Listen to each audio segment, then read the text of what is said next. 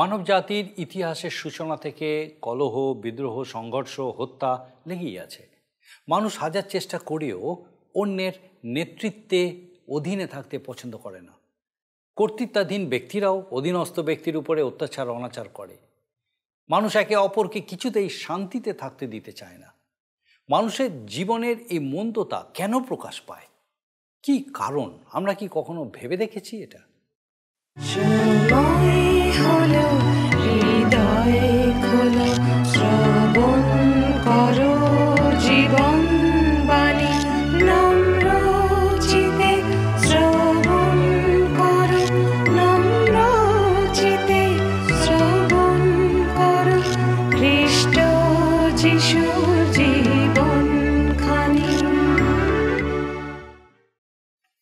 নমস্কার, প্রভু যীশু খ্রিস্টের মধুর নামে জীবনবাণী অনুষ্ঠানে আপনাকে স্বাগত জানাই।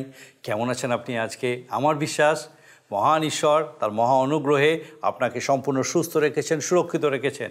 আর আপনাকে বিশেষ করে ধন্যবাদ, আপনার কাছে আমরা কৃতজ্ঞ যে আপনি নিয়মিতভাবে আমাদের সঙ্গে শুধু যে আছেন তাই নয়, আমাদের এই অনুষ্ঠানে যোগ দিচ্ছেন তাই নয়, আমাদেরকে আপনার মতামত আপনি জানাচ্ছেন। আপনাকে অনেক অনেক ধন্যবাদ।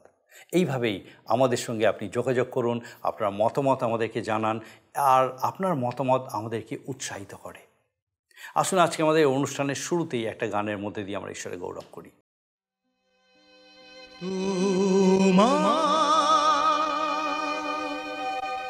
পথে আমি চলব, তুমি সত্য বলে জেনেছি, তোমার বাক্য আমি বলবো, তাই তো আমি এসেছি।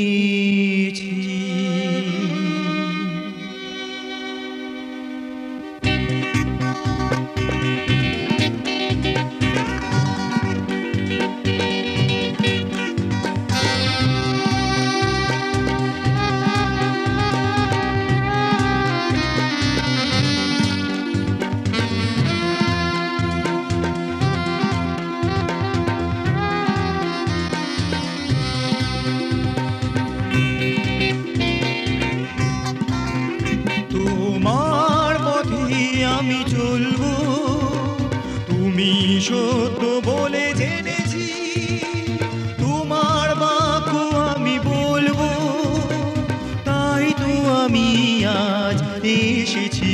তোমার পথে আমি চলব,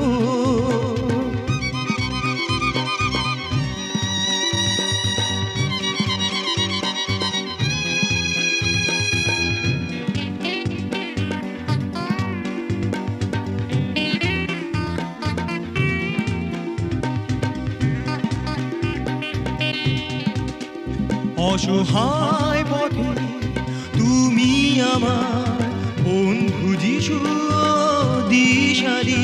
অসহায় পথে তুমি আমার বন্ধু যিশু দিশারি।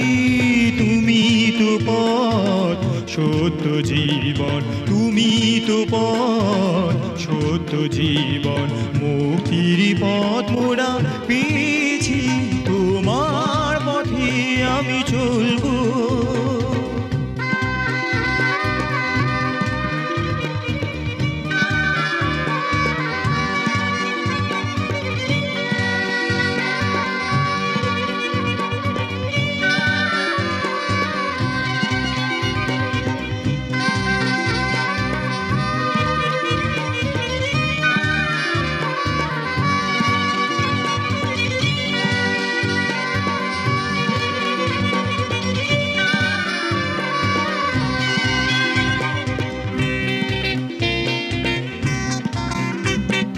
জীবনে আমার কিছুই ছিল না, তুমি এসে প্রভু হৃদয় আমার ভরিয়ে দিয়েছো সব গুণে, নিঃশরিত এই জীবনে। জীবনে আমার কিছুই ছিল না, তুমি এসে প্রভু হৃদয় আমার ভরিয়ে দিয়েছ সব গুণে, নিঃশরিত এই জীবনে, জীবনে এখন তুমি আছো। হার মেনেছি তাই অন্ধকার, তোমার আলো জ্বলেছে তাই, তোমার আলো জ্বলেছে তাই। দলে দলে আজ মোরা এসেছি, তোমার পথে আমি চলবো। তুমি সত্য বলে জেনেছি, তোমার বাক্য আমি বলবো। তাই তো আমি আজ এসেছি, তোমার পথে আমি চলবো।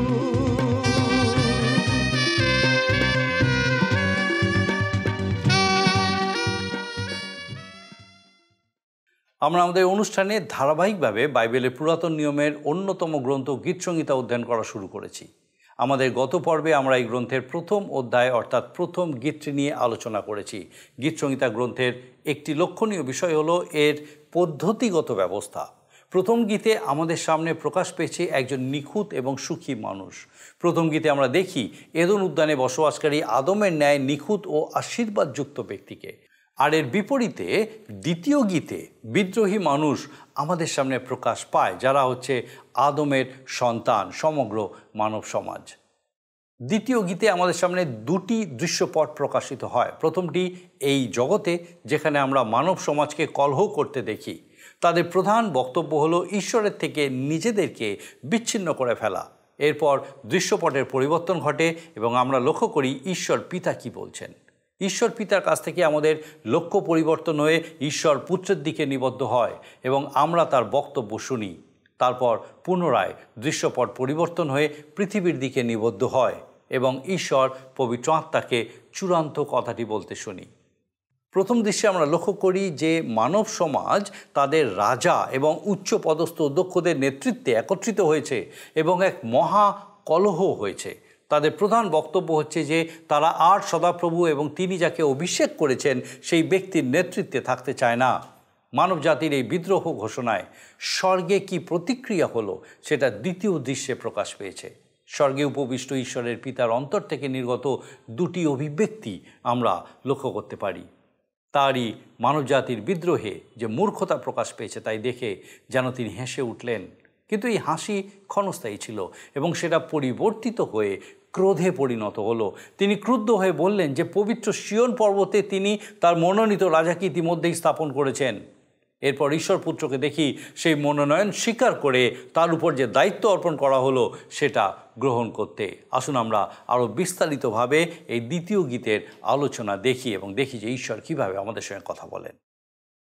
প্রিয় বন্ধু, জীবনবাণীর অনুষ্ঠানে ধারাবাহিক আলোচনায় আমি আপনাদের কাছে গীতসংহিতা থেকে আলোচনা করছি। আজকের দ্বিতীয় গীত অর্থাৎ 2 অধ্যায় আমরা এসে পৌঁছেছি। গীতসংহিতার প্রথম গীতে আমরা প্রকৃত সুখী মানুষকে দেখেছি। প্রকৃত মানুষ হলেন প্রভু যীশু খ্রিস্ট। বাইবেলে যাকে শেষ আদম বলা হয়েছে। ঈশ্বরের প্রশংসিত মানুষের বিপরীতে দুষ্ট অসৎ লোকের চিত্রও আমরা দেখেছি। বাইবেলের প্রথম পুস্তকে আদমকে দেখি একজন প্রকৃত সুখী লোক। কেমন সুখী, কেমন আনন্দের মাঝে ঘুরে বেড়াতেন, কিন্তু নিজ দোষে ঈশ্বরের সম্মুখ থেকে বিতাড়িত হয়ে ঈশ্বর থেকে দূরে চলে গেলেন। গীতসংহিতা 2 যেন একটা নাটক। আপনারা টেলিভিশনে প্রোগ্রাম দেখেন, আর এই সব প্রোগ্রাম প্রস্তুত করার সময় সাধারণত একটার বেশি ক্যামেরা ব্যবহার করা হয়। গীতসংহিতা 2 এতে মনে হয় ঈশ্বরের আত্মা যেন 2টি ক্যামেরা ব্যবহার করেছেন। একটা ক্যামেরা স্বর্গে, অপরটা পৃথিবীতে। প্রথমে পৃথিবীর ক্যামেরা চালু হলো আর আমরা জনরব শুনতে পাই। যে যার অংশ বলে গেল। এরপর পৃথিবীর ক্যামেরা বন্ধ হলো এবং স্বর্গের ক্যামেরা চালু হলো এবং আমরা স্বর্গের ঈশ্বরের রব শুনলাম ও ঈশ্বরের পুত্রের রব। এখন আসুন দেখি পৃথিবীর ক্যামেরায় কি দেখা যায়। প্রথমে আমাদের সামনেই এক প্রশ্ন রাখা হয়েছে 2 অধ্যায় 1 পদে। জাতিগণ কেন কলহ করে? লোকবৃন্দ কেন অনর্থক বিষয় ধ্যান করে? প্রশ্ন, এই পরজাতিরা কেন কলহ করছে আর যিহুদিরাই বা কেন অসার বিষয় নিয়ে ধ্যান করছে?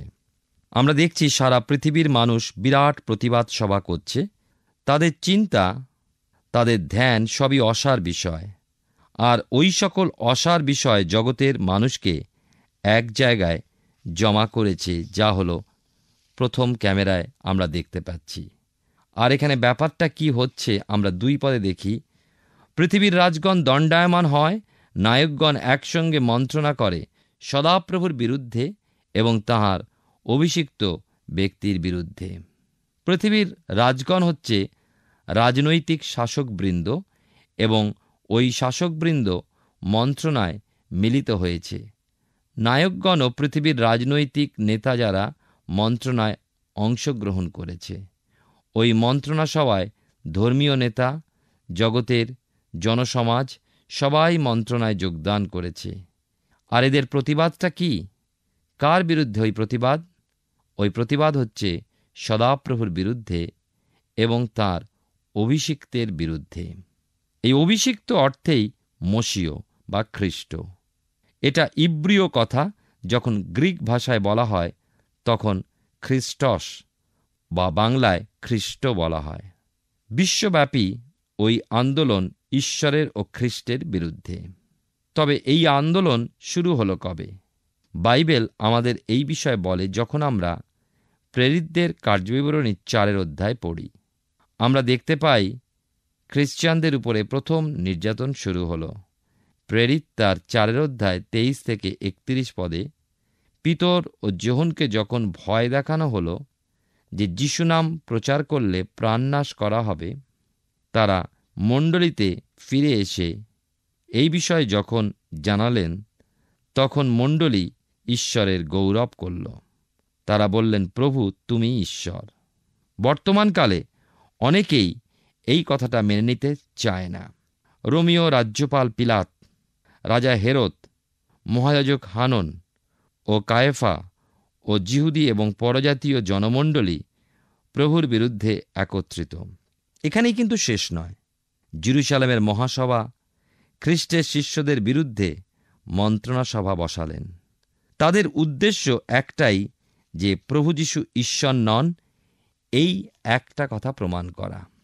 কোনো একজন প্রভুর এক ভক্ত দাসকে জিজ্ঞাসা করলেন, আপনার কি মনে হয় যে পৃথিবী ক্রমশ ভালো হয়ে উঠছে? প্রভু দাস উত্তর দিলেন, হ্যাঁ। আবার অপর একজন জিজ্ঞাসা করলেন, আপনার কি মনে হয় যে পৃথিবী ক্রমশ খারাপ হয়ে যাচ্ছে?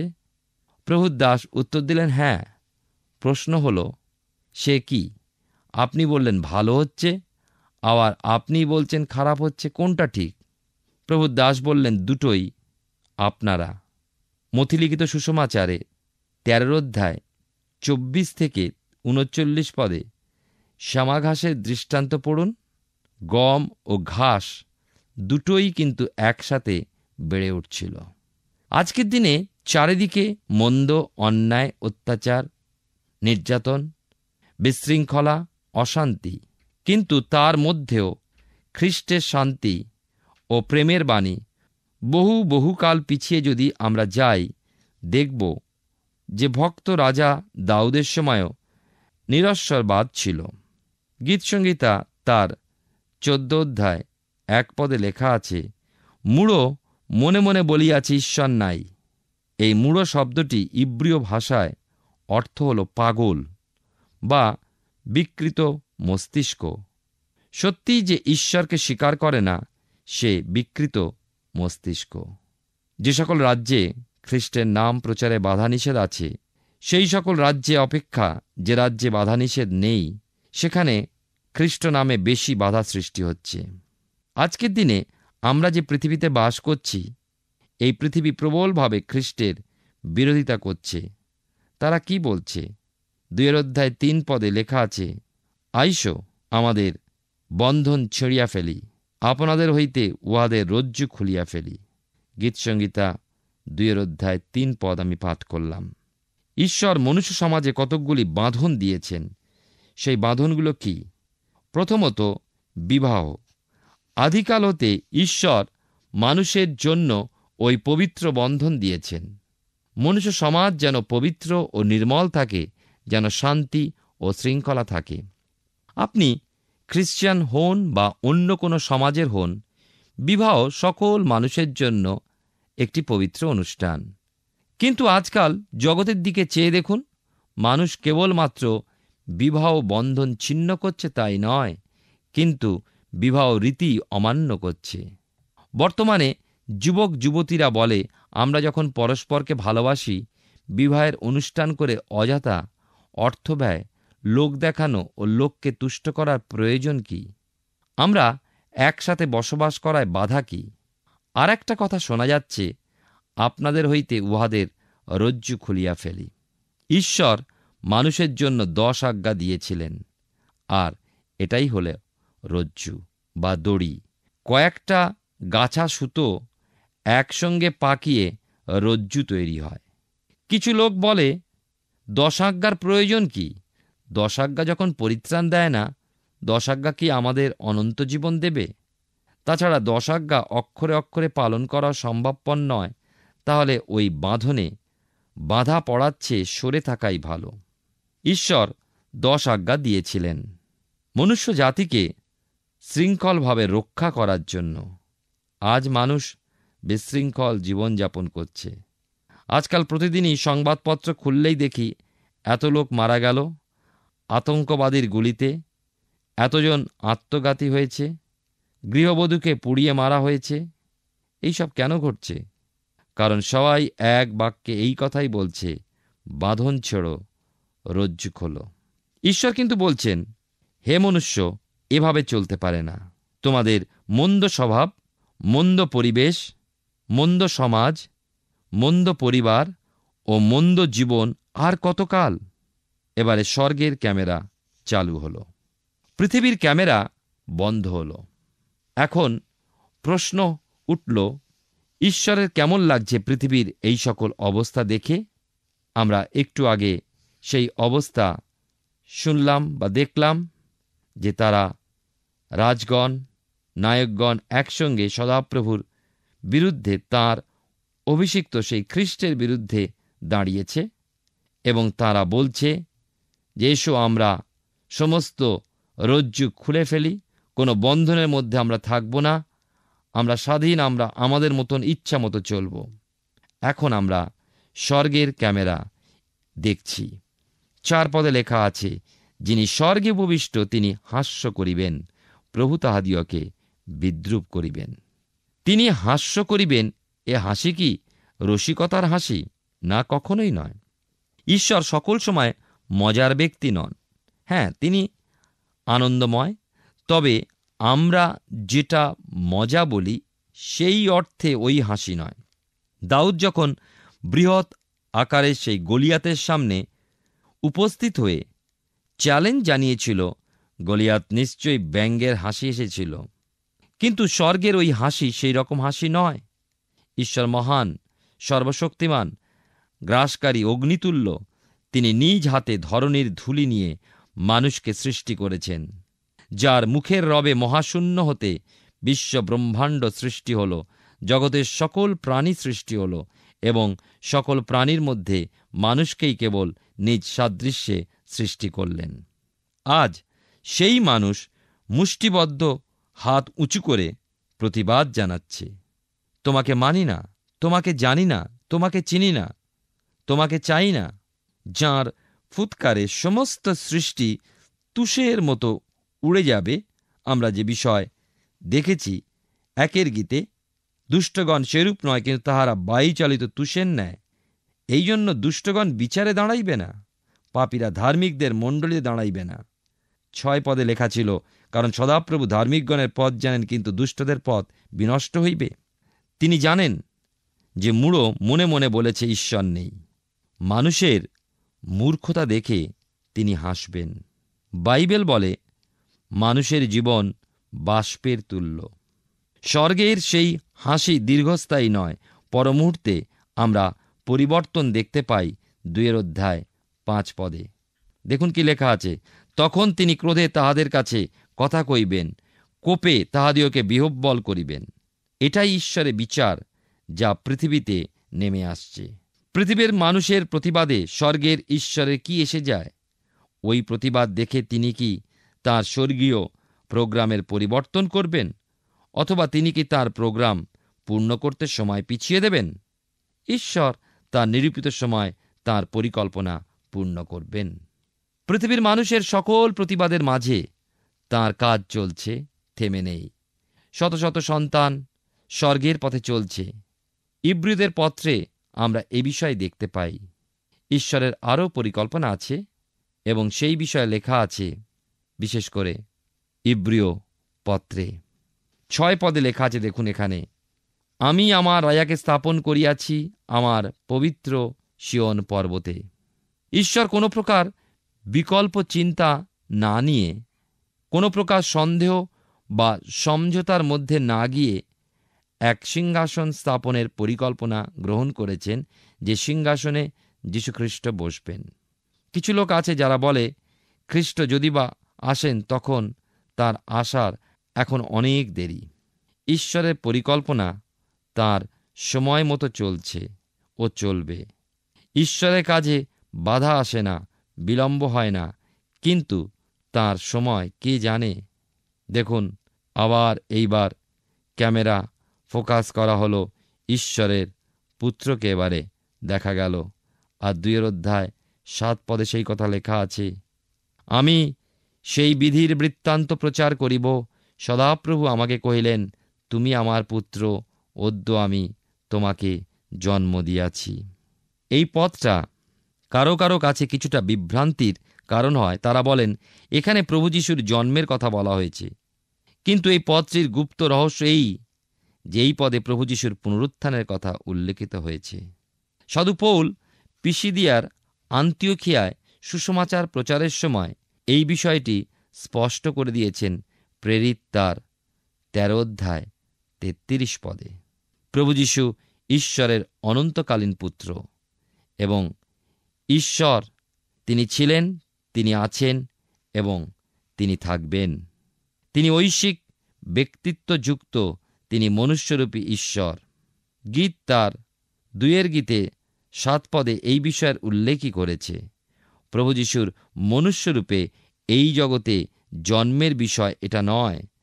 মৃত্যুর পর 3য় দিনের প্রত্যুষে যীশু আরিমথিয়া যোসেফের কবর হতে পুনরুত্থিত যীশুরূপে বার হয়ে এলেন। স্বর্গীয় দূতেরা তাঁর সাক্ষ্য ছিলেন। এইভাবে পুনর্জন্মদানে ঈশ্বরের যে উদ্দেশ্য, যে পরিকল্পনা ছিল, সে বিষয় পরবর্তী অনুষ্ঠানে আমরা শুনব। কিন্তু আমরা দেখি যে গীতসংগীতার এই 2য় গীত একটা যুগের নাটক। এক এক সময় এক একটা দৃশ্যতা তুলে ধরছে। একটা ক্যামেরা পৃথিবীতে, অপরটা স্বর্গে, এবং যে নাটক চলছে সেটা ঠিক সময় মতো মানুষকে দেখাচ্ছে। আমরা দেখেছি যে স্বর্গীয় ক্যামেরা এবারে ঈশ্বর পুত্রের উপরে প্রকাশ করা হয়েছে। গীতসংগীতার 2 অধ্যায় 7 পদে আমরা দেখলাম যে ঈশ্বর তাঁর পুত্রের কথা বলছেন, পুত্রের পরিচয় করে দিচ্ছেন, তুমি আমার পুত্র, অদ্য আমি তোমাকে জন্ম দিয়েছি। পরবর্তীকালে বাইবেলের নতুন নিয়মে দেখি, যিশু যখন বাপ্তাজিত হলেন, স্বর্গ হতে বাণী হল, তুমি আমার প্রিয় পুত্র, তোমাতেই আমি প্রীত। আবার যিশুর রূপান্তরের সময় স্বর্গ হতে বাণী হয়েছিল, ইনিই আমার প্রিয় পুত্র, ইহার কথা শোনো। তথাপি মহান ঈশ্বরের মহান পরিকল্পনা অনুযায়ী প্রভু যিশুকে ক্রুশে প্রাণ দিতে হল। তিনি কবরস্থ হলেন। যারা তার প্রতিবাদ করেছিল, সেই রাজন্যবর্গ, যাজকবর্গ, অধ্যাপক ও ফরিসীবৃন্দ, শিক্ষিত সমাজ ও সাধারণ লোক, এক কথায় পৃথিবীর সবাই ভাবল সমাধিতেই সকল কিছু সমাপ্ত হল। কিন্তু তখনও স্বর্গের ঈশ্বর হেসেছিলেন, কেননা যুগ যুগ পূর্বে গীত রচকের ভাববাণীর মধ্যে দিয়ে ওই দিনের বিষয় ব্যক্ত হয়েছিল। তিনি বলেছিলেন, তুমি আমার পুত্র, অদ্য আমি তোমাকে জন্ম দিয়াছি। মৃত্যুর পর পুনর্জন্ম ঈশ্বরের নতুন পরিকল্পনার সূচনা। প্রিয় ভাই ও বোন, ঈশ্বর মহান এবং তাঁর পরিকল্পনা আমাদের কাছে তিনি প্রকাশ করেছেন যুগে যুগে তাঁর বাক্যের মধ্যে দিয়ে। আর সেই বিষয় আমরা দ্বিতীয় গীতে দেখতে পাচ্ছি, আমি সেই বিধির বৃত্তান্ত প্রচার করিব। সদাপ্রভু আমাকে কহিলেন, তুমি আমার পুত্র, অদ্য আমি তোমাকে জন্ম দিয়াছি। প্রিয় ভাই ও বোন, তিনি মহান, তিনি সত্য, জীবন্ত, তিনি যে ঈশ্বর তার প্রমাণ। তিনি আমাদের পাপের প্রায়শ্চিত্তের জন্য মরেছিলেন এবং মৃত্যুর 3 দিন পর পুনরুত্থিত হয়ে জীবিত হয়ে এই পৃথিবীতে 40 দিন ছিলেন এবং তারপরে স্বর্গারোহণ করলেন। তিনি আবার আসছেন তার দ্বিতীয় আগমনে আমাদেরকে তাঁর কাছে নিয়ে যাওয়ার জন্য। তিনি আসছেন বিচারক রূপে সমগ্র জগতের বিচার করতে। ঈশ্বর আপনার জীবনে মঙ্গল করুন। আমরা গীতসংহিতা পুস্তক থেকে অধ্যয়ন করা শুরু করেছি। আমার বিশ্বাস মহান ঈশ্বর বিশেষভাবে আপনার সঙ্গে কথা বলছেন। এদেন উদ্যানে আদমের পাপের কারণে যে পাপ মানুষের জীবনে প্রবেশ করেছিল তা সমগ্র মানবজাতির অন্তরে স্থান গ্রহণ করেছিল। আর সেই কারণে মানুষ তার সৃষ্টিকর্তা ঈশ্বরের বিরুদ্ধে বারবার বিদ্রোহ ঘোষণা করেছে। বারবার তারা ঈশ্বরের সঙ্গে মানুষের সুসম্পর্কের অদৃশ্য রজ্জুকে ছিন্ন করতে চেয়েছে। হয়তো আদমের অন্যায়ের জন্য ঈশ্বর তাকে তার সান্নিধ্য থেকে বিতাড়িত করেছিলেন, কিন্তু ঈশ্বর কখনও তার প্রতিমূর্তিতে সৃষ্ট মানুষকে পরিত্যাগ করেননি। পৃথিবীতে বসবাসকারী মানব সমাজে তিনি তার রাজ্য স্থাপন করতে চেয়েছেন। এই অভিপ্রায়ে সিয়ন পর্বতে অর্থাৎ জেরুসালেমে তার সিংহাসন স্থাপন করেছেন আর তার একজাত পুত্রকে সেখানে রাজারূপে অভিষিক্ত করেছেন। আমরা দ্বিতীয় গীতের প্রথম অংশে এই বিষয়ে অধ্যয়ন করলাম। আমরা আমাদের পরবর্তী পর্বে এই গীতের দ্বিতীয় অংশের বিষয়ে আলোচনা করব। আসুন এখন প্রার্থনায় যাব, আর আমি চাইব আপনি আমার সঙ্গে প্রার্থনায় যোগ দিন। আসুন প্রার্থনা করি। করুণাময় স্বর্গীয় পিতা, ধন্যবাদ দিই প্রভু তোমার পবিত্র পরাক্রমে একটি বার আমাদেরকে এই সুযোগ দিয়েছো। ধন্যবাদ দিই তোমার জীবন্ত বাক্য দ্বারা একটি বার আমাদের সঙ্গে কথা বলেছো। স্বর্গীয় পিতা, আমাদের প্রত্যেক দর্শক বন্ধু, তাদের পরিবার পরিজন প্রত্যেককে তোমার চরণে সমর্পণ করি প্রভু। তোমার পবিত্র পরাক্রমে সে প্রত্যেককে তুমি ধরো, সে প্রত্যেক গৃহকে বিশেষভাবে আশীর্বাদ যুক্ত করো। সেই গৃহ এবং গৃহস্থিত প্রত্যেককে তোমার আশীর্বাদের পাত্ররূপে প্রতিষ্ঠিত করো, আশীর্বাদের গৃহরূপে তাদেরকে প্রতিষ্ঠিত করো এবং তোমার সেই শান্তি, আনন্দ, অনুগ্রহ, অনুপ্রেরণা পিতাকে যেন সেই প্রত্যেকের মধ্যে দিয়ে আরও অনেকের কাছে সঞ্চারিত হয়। যতজন তাদের সংস্পর্শে আসে যায় যেন তোমার এই অনুগ্রহ, তোমার প্রেমের আস্বাদ গ্রহণ করতে পারে। স্বর্গীয় পিতা, বিশেষ করে তোমার আরোগ্যকারী হাতের নিচে প্রত্যেককে রাখো, তোমার অনুগ্রহে প্রত্যেককে সুস্থ সবল রাখো পিতাগো। হয়তো যদি কেউ কোনো রকম বিশেষ অসুস্থতায় আছেন পিতাগো এবং তোমার প্রতি বিশ্বাসে স্থির আছেন যে তুমি তাকে সুস্থ করতে সমর্থ, প্রার্থনা করি প্রভু তোমার পবিত্র অনুগ্রহে তোমার সেই আরোগ্যকারী হাতে স্পর্শ তাকে পেতে সাহায্য করো এবং সেই ব্যক্তিকে সুস্থ সবল শরীরে তোমার গৌরব করতে সাহায্য করো। একটিবার আমরা আমাদের প্রত্যেক দর্শক বন্ধুকে তোমার চরণে সমর্পণ করে ধন্যবাদের সঙ্গে প্রার্থনা তোমার যিশু নামে চাই, আমেন। আমার বিশ্বাস মহান ঈশ্বর তার জীবন্ত বাক্য দ্বারা আপনার সঙ্গে কথা বলছেন এবং একই সঙ্গে আমার বিশ্বাস আগামী দিনেও আমাদের এই জীবনবাণী অনুষ্ঠানে আপনি অবশ্যই উপস্থিত থাকবেন, যখন এইভাবেই আমরা ঈশ্বরের বাক্য থেকে শিখব। ঈশ্বর আপনার মঙ্গল করুন। প্রিয় বন্ধু, আশা করি জীবনবাণী অনুষ্ঠানটি আপনার ভালো লেগেছে। আর যদি ভালো লেগে থাকে তাহলে অবশ্যই আমাদের একটি মিসড কল দিন। আপনার দেওয়া মিসড কলটি আমাদের কাছে অতি মূল্যবান। আমরা আনন্দের সাথে জানাই, প্রতিটা মিসড কল দাতাদের মধ্যে থেকে সপ্তাহের শেষে বিশেষ দর্শক বন্ধুকে বেছে নেওয়া হবে এবং সেই দর্শক বন্ধুকে পুরস্কৃত করা হবে ও সপ্তাহের শেষে তার ছবি ও নাম আমাদের অনুষ্ঠানে প্রকাশ করা হবে। গত সপ্তাহের বিজয়ী দর্শক বন্ধুরা হলেন পূর্ব বর্ধমান থেকে সোমনাথ ঘোষ ও অপতি ঘোষ। আমাদের মিসড কল দেবার নম্বরটি হল 04449081 আপনি প্রার্থনা ও আরও অধিক জানতে আগ্রহী হলে আমাদের সঙ্গে অবশ্যই ফোনের মাধ্যমে যোগাযোগ করতে পারেন। আমাদের মোবাইল নাম্বার 9433497235 এবং আরেকটি হল 9433803755। আর আমাদের ঠিকানা টিভি স্ক্রিনে আপনারা দেখে নিন।